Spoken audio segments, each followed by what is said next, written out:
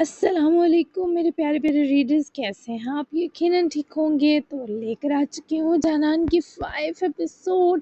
آج کی ایپیسوڈ بھی بہت ہی زبردست اور دھماکے دار ہے۔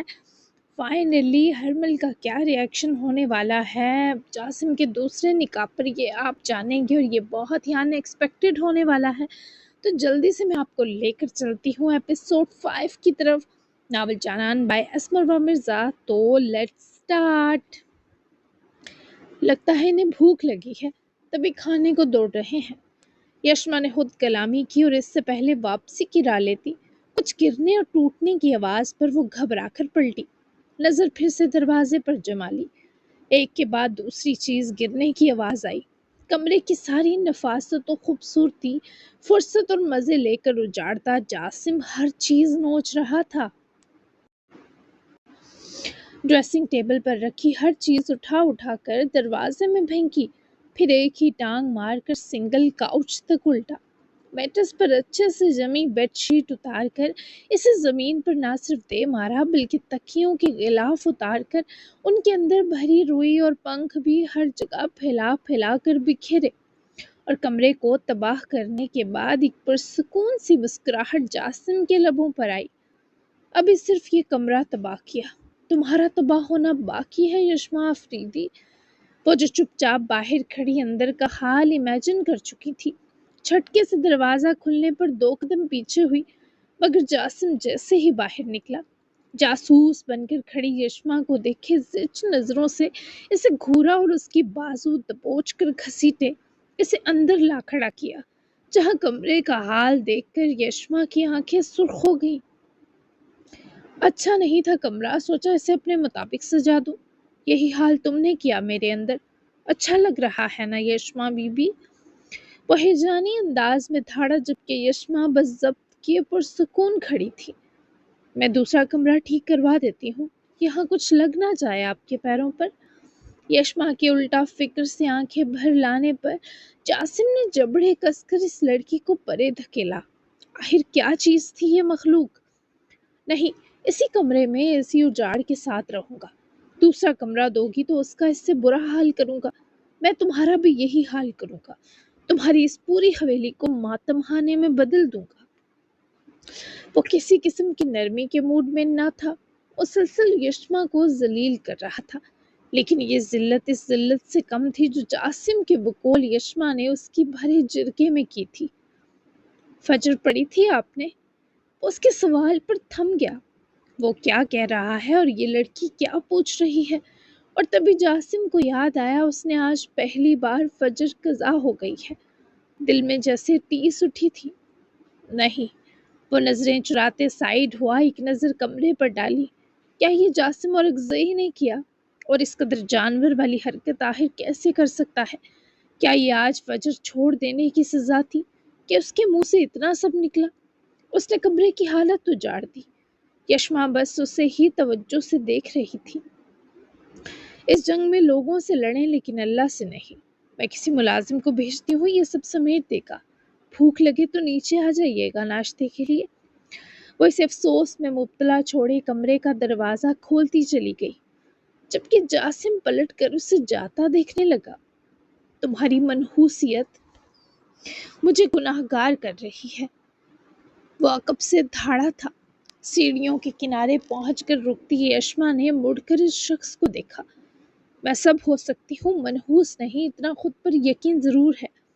آج تک کوئی میری منحوسیت کی بہن نہیں چڑھا، آپ بھی نہیں چڑھیں گے، بے فکر رہیں۔ رہی بات اس نکاح کی، اس کا مقصد کچھ بھی ہو سکتا ہے لیکن ہوس اور ارمان نہیں۔ ان 2 لفظوں کو مجھ سے کم از کم آپ مت جوڑنا۔ اگر میرے لالا نہ مرے ہوتے تو میں آپ کو ضرور بتاتی جاسم اور اگزئی کہ یشما آفریدی کا شاندار استقبال کیسا ہوتا ہے، لیکن وعدہ کرتی ہوں ادار ہے یہ۔ اب اس یشما سمیت اس کا پورا گھر سوگ میں ہے، دل بھی۔ آپ کو اپنا اندر اجاڑنے کی کوئی ضرورت نہیں۔ آپ میرے قیدی ہو کر بھی نہیں ہے، بس جو کریں مجھے اطلاع دینا آپ پر فرض ہے، بھلے مجھے تباہی سہی۔ وہ کہہ کر رکی نہیں، سیڑھیاں اترتی اوجھل ہوئی، جبکہ جاسم نے دروازہ واپس پٹک کر بند کیا اور دونوں ہاتھوں میں سر کے بال مٹھی میں جکڑتا ہوا وہ وہیں کچھ فاصلے پر دھرے صوفے پر جا بیٹھا۔ نہیں جاسم، مومن کی زبان ایسی غلیظ نہیں ہو سکتی۔ مجھے خود پر قابو رکھنا چاہیے۔ اس عورت کا جو بھی مقصد ہے جلد سامنے لے آؤں گا، پر ایسے تو میرا رہا سہا وقار بھی مٹی میں مل جائے گا۔ ذلیل نہیں کرنا اسے، تحمل سے ہرانا ہے، شکست فاش دینی ہے۔ خود پر قابو رکھو جاسم۔ اپنی سرزنش کرے وہ خود سے عہد لے رہا تھا، جبکہ چند لمحے گزرے کہ دستک پر وہ ہاتھوں کی گرفت سے بال چھڑوائے اٹھ بیٹھا۔ یشما باجی نے کہا ہے یہ کمرہ صاف کر دو۔ آپ تب تک اگر تازہ دم ہونا چاہیں تو ہو لیں، اچھا محسوس ہوگا۔ ملازم نے مؤدب ہوتے آ کر نظریں جھکائے جاسم کو اطلاع دی، جس پر وہ سر ہلاتا واش روم کی طرف بڑھ گیا۔ اسے اس وقت واقعی دماغ ٹھنڈا کرنے کے لیے شاور کی ضرورت تھی۔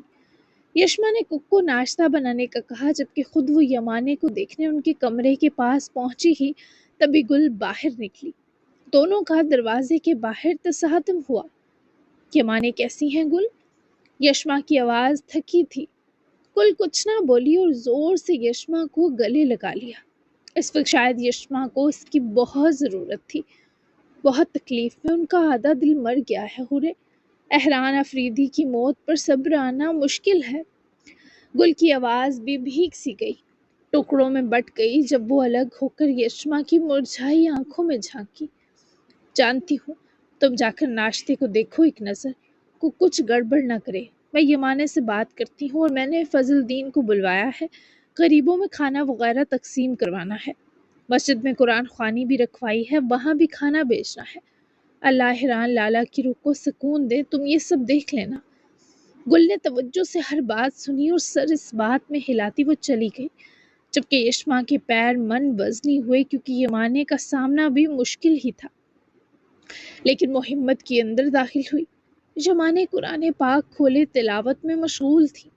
آنکھیں بار بار ان کی بھیگتی جنہیں وہ پونچھ رہی تھی، لیکن یشما پر نظر پڑتے ہی ان کی نگاہوں میں سختی در آئی۔ آ گئی تم اپنی محبت پا کر یشما؟ یہ کسی اور طرح ہوا ہوتا تو میں ضرور قبول کرتی، لیکن اس رشتے کے ساتھ ہمیشہ مجھے احران کا خون دکھائی دے گا۔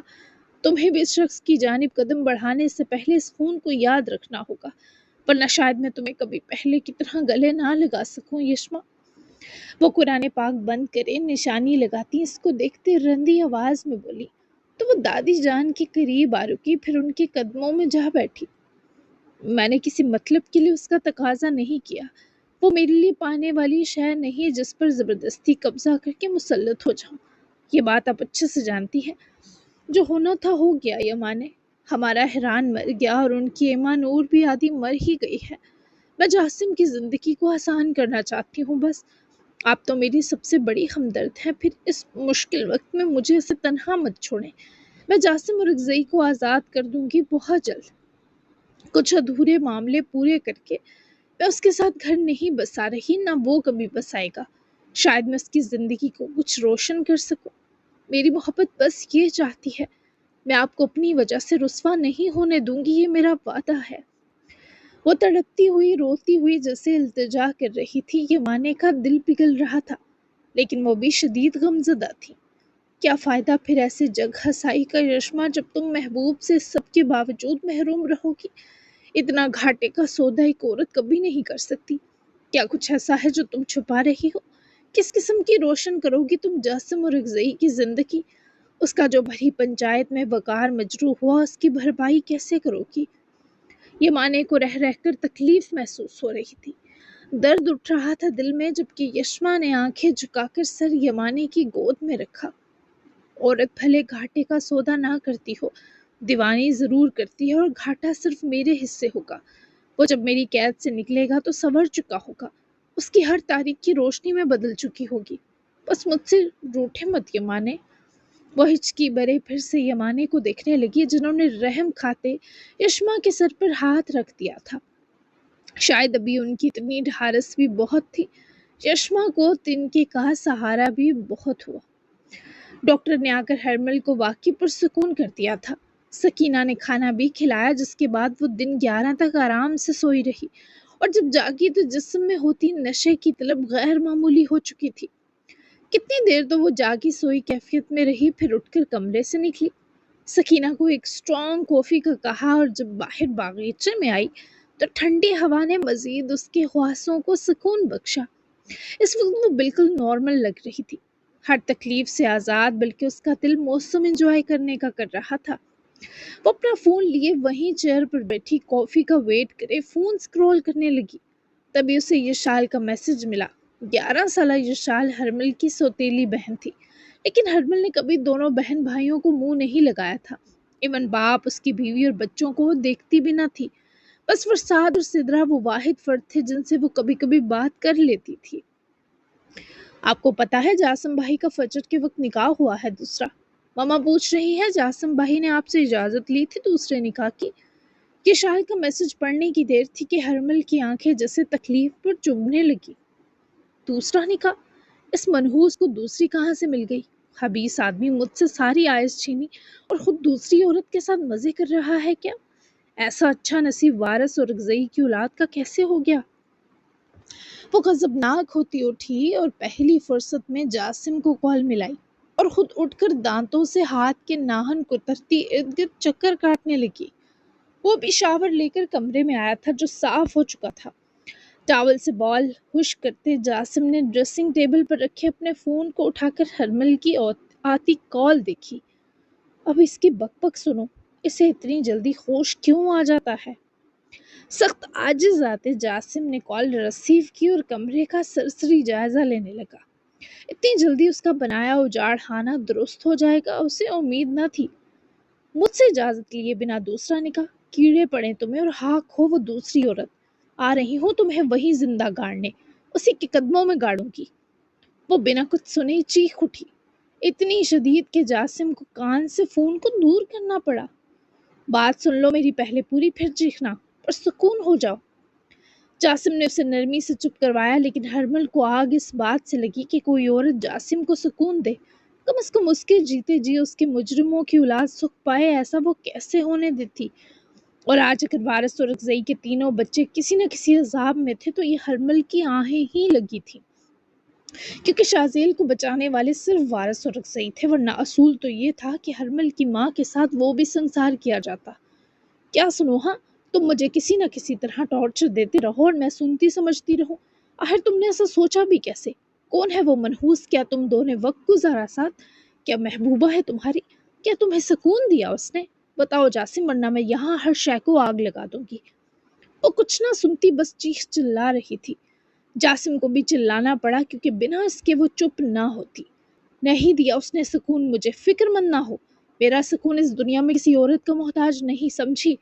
سارون نے ایما کے عاشق کو مار دیا جو افریدی خاندان کا وارث تھا، خود وہ فرار ہو گیا، تو اس کی بہن نے مجھے مانگا خون بہا میں، یعنی قربان ہو گیا ہوں۔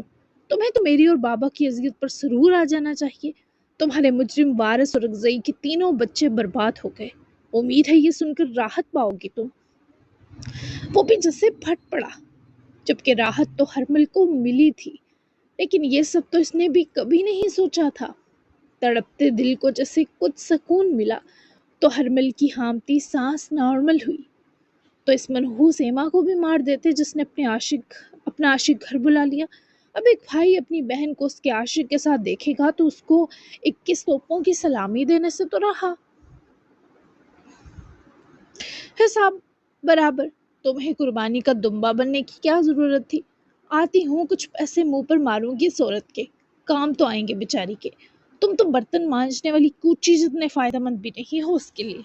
اسے بتایا تم نے کہ تمہیں عورتوں سے ڈر لگتا ہے؟ جاسم نے جبڑے بینچتے اس لڑکی کی بد زبانی پر خود کو برداشت تھمائی۔ تم اپنا منہ بند ہی رکھو اور یہاں تشریف لانے کی ضرورت نہیں، وہیں سکون سے رہو۔ آج شام ایک ڈاکٹر سے اپوائنٹمنٹ ہے تمہاری، اس کا سیکٹری پک کرے گا تمہیں فارم ہاؤس سے۔ آئس کی لت سے نجات کے لیے پہلا سیشن ہے تمہارا۔ یہاں تمہارے مجرم کسی سکون میں نہیں ہے، اس لیے ٹینشن مت لو کہ ہم موجے کر رہے ہیں، سمجھ گئی تم ہرمل؟ وہ خود کو کمزور کرتے اس موضوع کو فوراً جھٹک کر بند کر گیا، جبکہ ہرمل بھی ذرا پرسکون ہو کر اپنی سکینہ کے ہاتھ سے کافی لے کر مزے سے واپس کرسی پر بیٹھی۔ سمجھ گئی۔ اچھا سنو، ایما کو سزا نہیں دی تم نے کہ وہ کیسے اپنے عاشق سے حویلی کے باہر ملنے چلی گئی؟ میں تو کہتی ہوں اس کی چمچی جویریہ کو پکڑو، سارا راز اگلے گی۔ مجھے تو پہلے ہی اس کے کرتوت مشکوک لگتے تھے۔ کو ایجوکیشن میں پڑھی ہے بچی، کوئی عاشق نہ بنتا تو حیرت تھی۔ یہاں ہر کوئی عاشقی کا ڈسا ہے۔ ایما ماتم میں ہوگی نا، وارث اور غزئی کے دل پر تو قہر ٹوٹ رہے ہوں گے۔ اف، مزہ آ گیا۔ بہت وقت بعد بنا اس لیے ہی اس جیسی لذت محسوس ہوئی تم سب کی بربادی پر۔ میری تو بد دعا ہے شازیل اور رگزئی کے 2 بچے بھی اس کا منہ کالا کریں، کیچڑ ملے اس کے منہ پر، اور وہ بیوی کسی عاشق کے ساتھ بھاگ جائے، تب میرے کلیجے میں ٹھنڈ پڑے گی۔ جس نے مجھے تباہ کیا، اللہ مجھے ان سب کی تباہی دکھائے گا، تم دیکھنا جاسم۔ یہ سب بھلے وہ بہت مستی برے لہجے میں کہہ رہی ہو، پر خود خرمل کو بھی پتہ نہ چلا اس کی آواز کیسے بھیگ رہی ہے۔ میں نے تو تمہیں کوئی تکلیف نہیں دی، میری تباہی بھی دیکھنا چاہتی ہو؟ جاسم کا لہجہ بھی درد میں ڈوب گیا۔ تم وارث اور غزئی کے سب سے پیارے بیٹے ہو، تبھی میں مجبوراً تمہیں بھی برباد کروں گی۔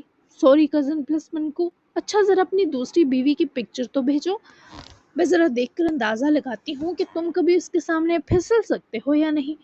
چلو شاباش، تصویر بھیجو ورنہ میں آ رہی ہوں وہیں۔ اس کا فون اٹھانے پر جاسم پچھتایا کہ کون سی بلا پیچھے لگا لی ہے۔ اس کا دل اپنا ماتھا پیٹنے کو کیا۔ میں نے کہا نا خون بہا میں آیا ہوں، اس کی پکچر کیسے ہو سکتی ہے میرے پاس، عقل کی اندھی۔ ہرمن میرا دماغ پہلے ہی خراب ہے، مزید مت کرو پلیز۔ جاسم کی بے بسی اور کوفت پر وہ جیب بھر کر مسکرائی۔ اسے سے ملتا سکون ہی کچھ الگ تھا۔ ہاں اوکے، چلو میں پھر سیشن لے کر واپس آتی ہوں کل۔ اب لگتا ہے آئس کی ضرورت نہیں پڑے گی، تم سب کی تکلیف روکنے والی نہیں، یاہو۔ ہرمل کے لہجے کی چہک اور اس کا اتنا خوش ہونا محسوس کیے جاسم کو اپنی ذلت اور مجروح وقار ہی بھول گیا۔ کتنی دیر وہ کٹی کال پر فون سکرین ہی دیکھتا رہا، پھر اس نے وہاب کا نمبر اوپن کیا اور ٹائپ کرنے لگا۔ جانتا تھا لالا سولی پر لٹکا ہوگا، وہ ٹھیک ہے اب مزے میں ہے۔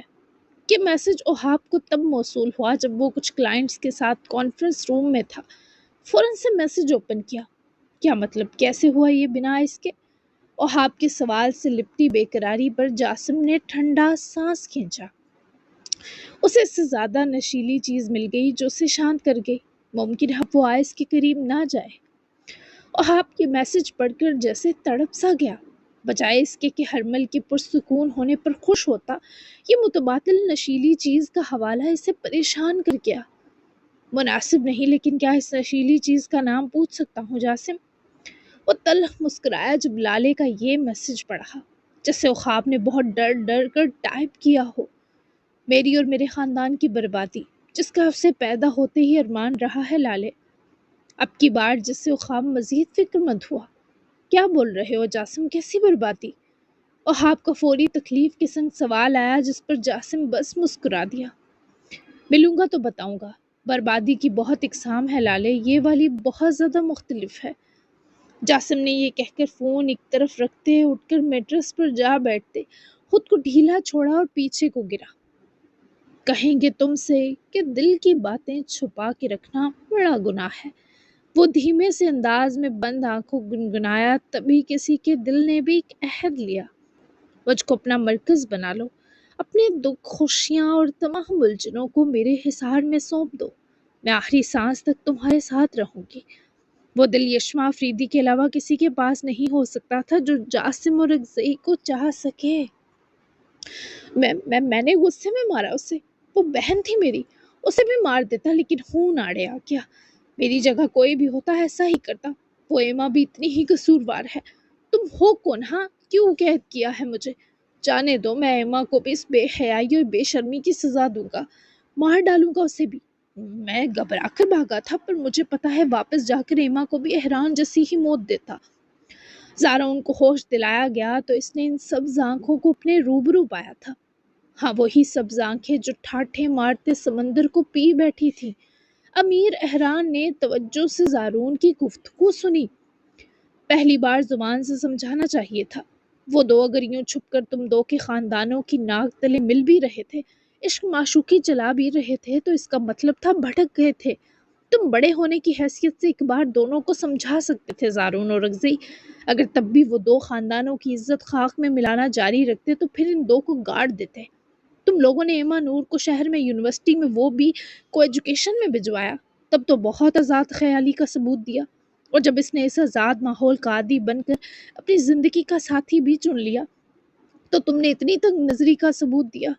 وہ حیران مر گیا، اس کی موت مذاق نہیں ہے زارون اور اغزئی، ایک سالم بندہ پلوں میں مار دیا تم نے، ایک خاندان اجاڑ دیا اور اپنی بہن کے سامنے حیران کو مار دیا، یا تو بنا لڑکھڑائے ایما کو بھی ساتھ ہی مار دیتے۔ تم سوچو، تم نے 2 خاندان تباہ کر دیے ہیں، پھر فیصلہ کرو تم جیسے لوگوں کی کیا سزا ہونی چاہیے جن کی غیرت غلط وقت پر جاگتی ہو۔ اتنے تم اور تمہارے خاندان والے غیرت مند تھے تو ایما کو یونیورسٹی میں پڑھنے کی اجازت ہی نہ دیتے، اور دی تھی تو اپنے دل بھی بڑے کرتے۔ اب جنازہ صرف احران آفریدی کا نہیں اٹھا، تمہاری بہن ایما نور کا ساتھ اٹھا ہے۔ کیا تم سمجھ پا رہے ہو اپنا گناہ؟ ہر کوئی جیسے امیر احران کے لفظوں میں ہلکورتے درد پر تڑپ اٹھا تھا، خود زارون بھی جس کی آنکھوں میں اب تکلیف اور ندامت بھی تھی۔ لیکن مجھے یہی کرنا ٹھیک لگا تھا۔ تو تم کس کی طرف ہو؟ ہماری طرف یا آفریدی خاندان کی طرف؟ ہو کون تم؟ زارون کو رہ رہ کر ہول اٹھے کہ آخر اسے آئینہ دکھانے والا یہ ہے کون؟ میں نہیں جانتا مجھے کس طرف ہونا چاہیے، لیکن اتنا طے ہے کہ میں ابھی کسی کا طرفدار نہیں ہوں۔ تمہاری سزا یا پناہ کا فیصلہ جلد ہوگا، انتظار کرو۔ میں کون ہوں اس تجسس میں مت پڑو زارون اور اغزئی، میری ذات جتنی کھوجو اتنی الجھتی ہے، تو قبل از وقت اپنی انرجی اور وقت دونوں بچا لو۔ وہ اٹھا اور اپنی سبز آنکھوں سے روب و دبدبے کا ڈنکا بجاتا وہاں سے اوجل ہو کر باہر نیم روشنی میں آیا۔ امیر احران کی شخصیت ایک نظر میں ہی کسی کو مرغوب کرنے والی تھی۔ وہ ایسا شخص تھا جس کے سامنے آتے ہی لوگوں کی آواز خود بخود مدھم پڑ جاتی، قد میں لمبا، چوڑے شانے اور متناسب جسم، جسے ہر عضو قدرت رکھنے والے اکلوتے ماہر نے ناپ تول کر بنایا ہو۔ اس کے چہرے پر ہلکے ہلکے فیشل ہیئرز تھے جو اس کی وجاہت کو اور بڑھا دیتے، مگر اس کی سب سے نمایاں پہچان وہ سبز آنکھیں تھیں، گہری، شفاف اور کسی جنگل کی خاموش جھیل جیسی، جن میں دیکھنے والا لمحہ بھر کے لیے بھٹک جاتا۔ احران کا روب ایسا تھا کہ اس کے خاموش رہنے میں بھی حکم کا اثر محسوس ہوتا، اور جب وہ بات کرتا تو لہجے کی ٹھہراؤ اور اعتماد لوگوں کو بے اختیار سننے پر مجبور کرتا۔ وہ چلتا تو قدموں میں ایک وقار اور مضبوطی ہوتی، جسے ہر قدم سوچ سمجھ کر رکھا جا رہا ہو۔ بال ہمیشہ صاف ستھرے، لباس ہمیشہ صاف ستھرا اور نفاست سے پہنا ہوا، چاہے شلوار قمیص ہو یا ویسٹرن سوٹ، دونوں میں شاہانہ لگتا۔ اس کے اطراف ایک عجیب سا پریزنس تھا، جیسے وہ کسی بھی مجمع میں ہو تو مرکز نگاہ بس وہی ہو، لیکن اندر سے ہلاؤں کا مالک، بکھرا اور تنہا شخص جس نے اپنی زندگی میں بس کھویا تھا۔ ہر پیارا شخص، ہر پیاری چیز، ہر پیارا رشتہ اور ایک بار پھر قدرت اسے کھونے اور خالی ہونے کے مرحلے سے گزارنے والی تھی۔ ایما نور کے معاملے میں وہ آزمایا جانے والا تھا۔ کر لیا اپنی ہوس کا سامان پورا، لے آئی اپنی محبت کو تو اس حویلی میں تھو ہے تجھ پر یشما۔ سفیان کو رات جیسے تیسے صوفیہ نے نیند کی دوا کھلا کر سلا دیا تھا، مگر جاگتے ہی صوفیہ نے ساری رودات سنا کر سفیان افریدی کے اندر زہر بھی بھرا، جو سیدھے یشما اور یمانے کی طرف آئے۔ یشما کی یمانے کی گود میں آنکھ لگ گئی تھی، مگر بابا کے دھاڑنے پر وہ ڈر کر اٹھی۔ یمانے بھی غصے سے سفیان کو دیکھنے لگیں، جس کا بس نہ چل رہا تھا یشما کا خون پی جائے۔ آج آپ اس کے اور میرے بیچ نہیں آئیں گی مورے۔ سفیان کو آگے بڑھتا دیکھے یمان خود یشما کو سائڈ کرے اٹھ کر سفیان افریدی کے سامنے تن گئی۔ اس تک پہنچنے سے پہلے مجھے مارو سفیان بچے، کیونکہ میرے جیتے جی کوئی یشما کا بال بھی بکا نہیں کر سکتا۔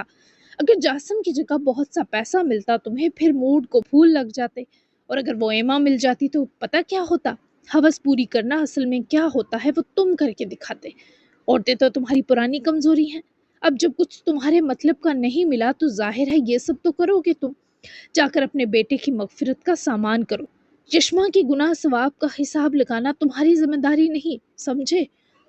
وہ جو یشما کو چیر پھاڑ ڈالنے والا تھا، یمانے کا لفظ جیسے سفیان افریدی کو زہر میں بجھا محسوس ہوا۔ مورے کے الفاظ اس کی شریانوں کو سکیڑنے لگے۔ یقین ہی نہ آیا کہ یہ ماں نے کہا ہے۔ خود یشما بھی صدمے کسی کیفیت میں تھی۔ کیسی ماں ہیں آپ؟ اپنی اس پوتی کو پہلے باغی بنایا، اب اسے میری رسوائی بنانے پر تلی ہیں۔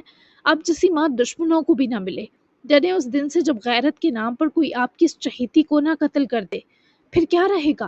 ایک دوسرے کی شے پر جتنا اڑنا ہے اڑ لیں، لیکن مہران کا خون کسی صورت نہیں بخشوں گا۔ جیسے ہی وہ زارون نظر آیا اس کو بھی 6 کی 6 گولیاں ماروں گا۔ حوث گئی بھاڑ میں، اب میں ضد میں کروں گا، اور آپ دو کو یہ اجازت نہیں دے رہا کہ مل کر میرے سر میں خاک ڈالیں۔ وہ اپنی آواز اتنی اونچی کر چکے تھے کہ یمانی اور یشما کو سماعت میں چبھتی ہوئی محسوس ہوئی۔ یشما کا فیصلہ اور تقاضا بالکل درست ہے۔ وارث کے بدلے وارث، اگر تم نے ایسا ویسا کچھ کیا تو یہ مت بھولنا سفیان کہ میں تمہاری مورے ہوں، تم سے زیادہ پاگل ہوں۔ اب جاؤ اور جاسب سے 2 فٹ دور رہنا، ورنہ بہت برا انجام ہوگا۔ یہ مانے کہ بنا واقعی یشما کچھ نہ تھی۔ ناراضگی کے باوجود ان کا یشما کی حفاظت کرنا یہ ثابت کر رہا تھا کہ ان کو جو چیز دکھا گئی ہے وہ یشما کا پاگل پن ہے، اور پھر احران کی موت ایسا زخم تھی جو یقیناً تا عمر سینوں سے رسنے والی تھی۔ دیکھ لوں گا میں تم سب کو۔ سفیان نے انگلی ہوا میں لہراتے جیسے وارن کیا تھا، اور خود ہی دونوں پر حقارت بری نظر ڈالے جس طرح آیا ویسے ہی چلا گیا۔ صوفیہ باہری کان لگائے کھڑی تھی، مگر سفیان افریدی کا موڈ دیکھتے وہ بھی اپنی سلامتی مانگتی چھپ گئی۔ وہ وہاں سے چلے گئے، شاید حویلی تک سے نکل گئے ہوں۔ یشما نے یمانے کے ہام کر بیٹھنے پر ان کے ساتھ ہی بیٹھتے ان کے ہاتھ کو دونوں ہاتھوں میں بھرا۔ تم نے مجھے کس آزمائش میں ڈال دیا یشما؟ یمانے کی آنکھوں میں تیرگی سی اتری۔ میں ہی اس آزمائش سے نکالوں گی آپ کو یمانے، آپ واحد صاحبان ہے میرا۔ مجھے آپ کے ہوتے کسی دھوپ کی سختی کا ڈر نہیں، بھروسہ کر لیں مجھ پر۔ وہ بھی شدید غمزدہ تھی، یوں یمانے کو کمزور کر دینے پر دکھی تھی۔ کر رہی ہوں، اگر تمہارا مقصد اور نیت انسانیت اور ہمدردی ہے تو اللہ تمہارا حامی و ناصر ہوگا۔ یمانے نے اسے ہمت دی، اور اب یشما بالکل بھی خوفزدہ نہ تھی۔ اس نے یمانے کا ہاتھ اپنے ہونٹوں کے پاس لائے چوما۔ کچھ کھائیں گی آپ؟ ناشتہ لاؤں؟ یمانے نے کل سے کچھ نہیں کھایا تھا، اور یشما کو دنیا میں بس یمانے ہی تو سنبھال سکتی تھی، وہ بھی بس انہی کی ایسی فکر کرتی تھی۔ ابھی نہیں، 1 گھنٹے تک کروں گی۔ یمانے نے بے دلی سے منع کیا تو یشما نے بالکل بھی اصرار نہ کیا۔ زہرا کے میسج پر وہ ذرا یمانے سے توجہ ہٹا گئی۔ ہجرا صاحبہ نے آپ سے ملنے کی حامی بھر لی، اور حیرت کی بات ہے میم، انہوں نے آپ کے نکاح کے بارے بھی تصدیق کی کہ کیا واقعی جاسم اور اکزئی سے ہوا ہے۔ وہ اتنی دلچسپی لے رہی تھی اس سب میں کہ میں شدید حیران ہوں۔ یہ سب پڑھ کر یشما جو دروازے تک پہنچی تھی بھیگی آنکھوں سے مسکرائی۔ اس کے شک درست نکلے تھے۔ اس نے ہجرا کی جو کہانی سنی تھی اب اسے لگ رہا تھا وہ واقعی سچی ہے۔ اسی موہوم سکھ کی خبر کے سنگ ہی وہ باہر آئی، لیکن ڈائننگ ہال کی جانب ہلچل اور بحث و تکرار پر وہ کمرے میں جانے کے بجائے وہیں چلی آئی۔ یہ کیسا شور ہے؟ وہ سیدھی ڈائننگ ہال کی طرف آئی، جہاں جاسم اور اکزئی نے دونوں حویلی کے کوک اور کچن کی میڈز کو اپنی ناشتے کی فرمائشی لسٹ دے کر بے ہوش کرنے کی پوری تیاری کر لی تھی۔ یشما کی پکار پر وہ سب جاسم سے دور ہوئے۔ بی بی سائیں، آپ کے گھر والے نے 14 الگ الگ طرح کے ناشتے بنانے کا کہا ہے، وہ بھی کھانے کے لیے نہیں، بس یہ چکھیں گے۔ آپ خود بتائیں، آدھے گھنٹے میں ہم 2 بیچارے اتنا سب کیسے بنائیں گے؟ دونوں کوکس کا منہ رونے والا ہوا، جبکہ یشما نے ایک نظر ضدی اور اڑیل نظروں سے خود کو گھورتے جاسم کو دیکھا، پھر نرم سا مسکرائی۔ آپ دو اپنے اپنے ہاتھ کا کچھ بھی ایک بیسٹ ناشتہ بنا لیں بس، اور جائیں۔ یشما نے ان بیچاروں کی جان خلاصی کی تو وہ لوگ خوشی خوشی تتر بتر ہو گئے۔ باقی 12 ناشتے تم بناؤ گی اپنے خون بہا میں آئے شوہر کے لیے؟ امپریسو۔ وہ طنزیہ مسکرایا۔ میں آپ کی بھوک اڑانے اور دل مارنے آئی ہوں، چکھنا بھی بھول جائیں گے، یہ 2 ناشتے بھی ضائع جائیں گے۔ وہ بھی کسی سے کم نہ تھی۔ جاسم جبڑے بھینچ کر رہ گیا۔ میری بھوک نہیں مر سکتی، میں تم سب کی بھوک کیا نیند چین سکون اور ہر شے تباہ کروں گا۔ ابھی مجھے 2 نہیں، لسٹ والے سارے 14 الگ الگ طرح کے ناشتے چاہیے۔ اب خون بہا میں آئے شوہر کی ہر ڈیمانڈ پوری کرو۔ وہاں سب کے سامنے تو بڑا منہ کھول کر مجھے مانگا تھا۔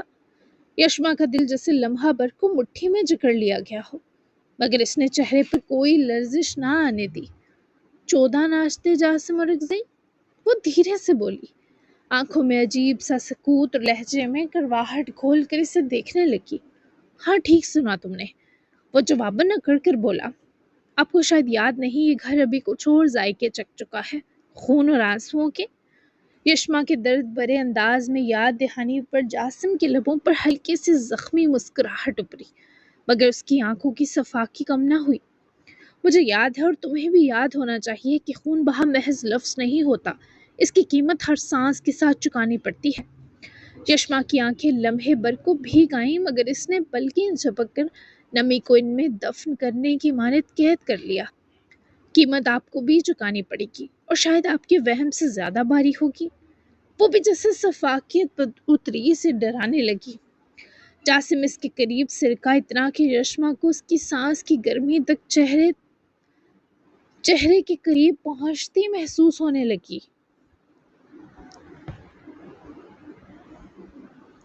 میں بوجھ اٹھانے کا عادی ہوں یشما آفریدی، پر تم ابھی میرا وزن جانتی نہیں۔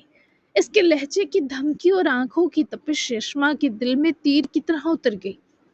وزن اٹھانا مشکل نہیں جاسم اور اکزئی، مشکل ہے زخم کے ساتھ جینا جو ہر دن تازہ ہو۔ وہ ایک لمحے کو ٹھٹکی، پھر سیدھی اس کی آنکھوں میں دیکھ کر بولی۔ ڈائننگ ہال میں ایک لمحے کے لیے خاموشی چھا گئی۔ دونوں نے اپنی اپنی ہٹ درمی کے لبادے اوڑھ رکھے تھے، مگر لفظوں کے پیچھے چھپا درد بے نقاب ہو چکا تھا۔ اس سے آگے جاسم نے ایک تلخ قہقہا لگایا، مگر اس قہقہے میں خوشی کی رمق تک نہ تھی، صرف چبھن اور ضد کی گونج تھی۔ زخم تو تمہیں بھی لگیں گے، اور شاید اتنے گہرے کہ تم بھول جاؤ گی سانس لینا بھی کبھی آسان ہوا کرتا تھا۔ وہ کرسی کی پشت سے ٹیک ہٹا کر سیدھا کھڑا ہوا، قدم قدم چلتا، یشما کے گرد دائرہ سا کھینچتا، جیسے کسی شکار کے گرد گھومتا شکاری۔ یشما نے ہونٹ بھینچ لیے، مگر نظریں نہیں چرائیں۔ شکاری کو یاد رکھنا چاہیے، کبھی کبھی شکار بھی پلٹ کر وار کر دیتا ہے۔ جاسم کا قدم ایک لمحے کو رکا، اس کی آنکھوں میں ایک پل کو حیرت کی چمک لہرائی، مگر اگلے ہی پل وہ پھر وہی غرور کی دھند میں ڈھک گیا۔ تو تم پلٹ کر وار کرو گی؟ اس نے دھیرے سے مگر چبھتے ہوئے انداز میں یشما کی کرسی پر ہاتھ ٹکائے جھک کر سرگوشیانہ انداز میں پوچھا، جبکہ اس شخص کی حدت آمیز بھاری سانسیں اس کی گردن کی جانب پھیلتی گم ہوتی جذب ہوئی تو یشما کی ریڑھ کی ہڈی تک سنسناہٹ دوڑ گئی۔ جی جناب، تو کیسی لگی آپ کو آج کی قص؟ یقیناً اچھی لگی ہوگی۔ اچھا سا پیارا سا کیوٹو شوٹو سا تبصرہ دیتے جائیں، اور ملتے ہیں ہم کل 6 ایپیسوڈ میں، جو ایک اور دھماکے کے ساتھ ہونے والی ہے، اس کی انٹری، تو ویٹ کریں۔ ملتے ہیں اگلی ایپیسوڈ میں، تب تک کے لیے اللہ حافظ۔ دعا میں یاد رکھیے گا، اپنا پیارا سا تبصرہ دینا بالکل مت بھولیے گا۔ Bye bye.